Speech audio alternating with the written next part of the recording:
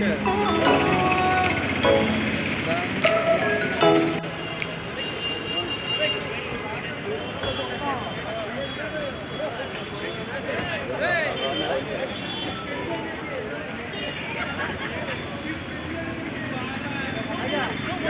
అండి.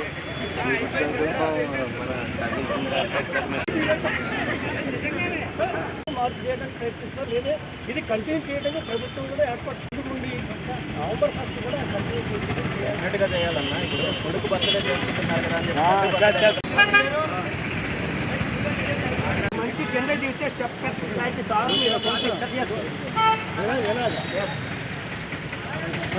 సదా తిరగండి సార్. ఒకసారి సార్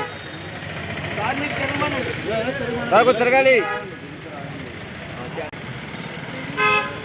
పొట్టి శ్రీరాములు, పొట్టి శ్రీరాములు, పొట్టి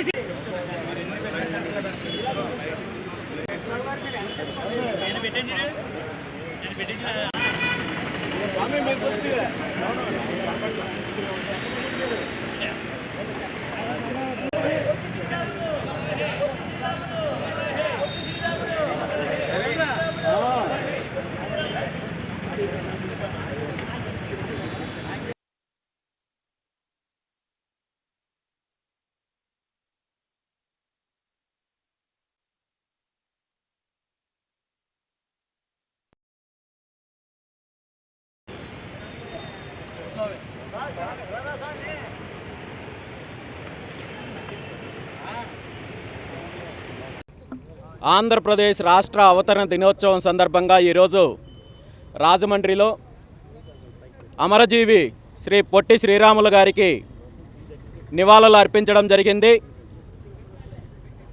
ఈ సందర్భంగా ఆ మహనీయుని ఆశయాలను కొనసాగించడానికి బీసీవై పార్టీ పూర్తి స్థాయిలో కృషి చేస్తుందని చెప్పి తెలియజేస్తూ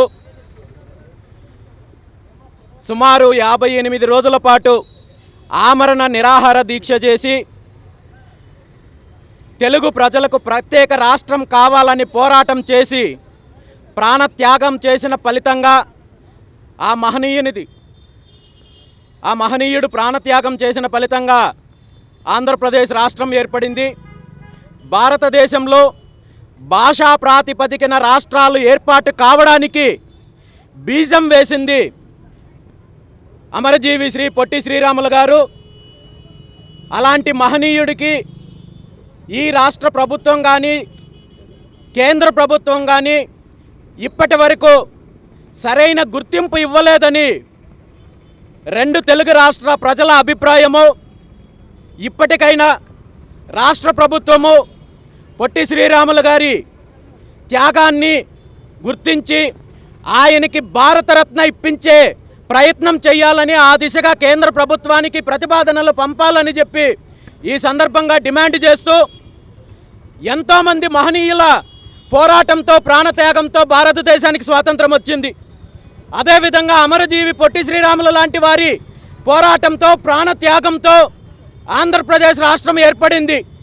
కానీ రాష్ట్రం ఏర్పడిన ఇన్ని సంవత్సరాల తర్వాత కూడా ఆంధ్రప్రదేశ్లో బలహీన వర్గాలుగానే ఉంటున్నాయి, అణచివేతకు గురవుతున్నాయి.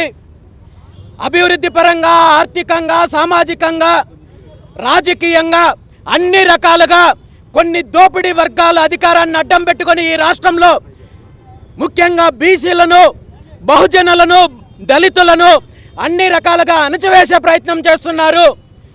దీనికి కారణము వీళ్ళు దొంగలు ఊర్లు పంచుకుంటున్నట్టు ఈ రాష్ట్రాన్ని అధికార మార్పిడి ద్వారా అధికారాన్ని అడ్డం పెట్టుకొని అన్ని రకాలుగా దోపిడీ చేసే ప్రయత్నం చేస్తూ అణగారిన వర్గాలను అణిచివేసే ప్రయత్నం చేస్తున్నారు. కాబట్టి ఈ రాష్ట్రంలో రాజకీయ ప్రత్యామ్నాయం వచ్చినప్పుడే, ఈ దోపిడీ వర్గాల నుండి ఈ రాష్ట్రానికి విముక్తి కలిగినప్పుడే ఈ రాష్ట్రానికి కానీ, ఈ రాష్ట్రంలో ఉన్న రైతాంగానికి కానీ, యువతకు కానీ, మహిళలకు కానీ, ముఖ్యంగా ఈ రాష్ట్రంలో 155% పైగా ఉన్న బీసీలు రాజకీయంగా, సామాజికంగా, ఆర్థికంగా అన్ని రకాలుగా అభివృద్ధి చెందాలంటే ఈ రాష్ట్రంలో రాజకీయ మార్పు కావాలి.